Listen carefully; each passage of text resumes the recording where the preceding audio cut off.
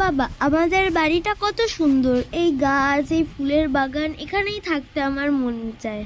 হ্যাঁ বাবা, এই আমাদের বাড়ি অনেক স্মৃতি জড়িয়ে রয়েছে।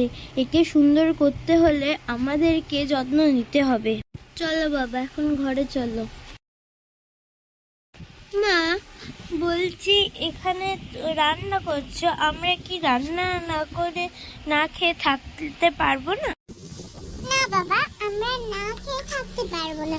আমরা না খেলে আমাদের গায়ে শক্তি আসবে না, আর শক্তি না এলে আমরা কোনো কাজই করতে পারবো না। তাই আমরা না খেয়ে থাকতে পারবো না। ঠিক আছে মা, তুমি রান্না করো, আমি বাইরে যাচ্ছি।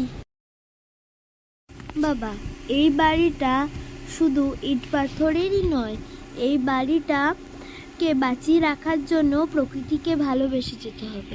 তুই বাবা, কি কথা হচ্ছে আমি একটু শুনতে পারি?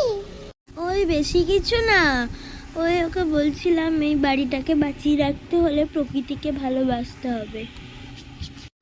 হ্যাঁ বাবা, যেমন জল বাঁচানো, বিদ্যুৎ বাঁচানো, তারপরে গাছের প্রাণ বাঁচানো, এগুলো ছোট ছোট কাজ, কিন্তু এগুলি আমাদের বাড়িকে রক্ষা করে।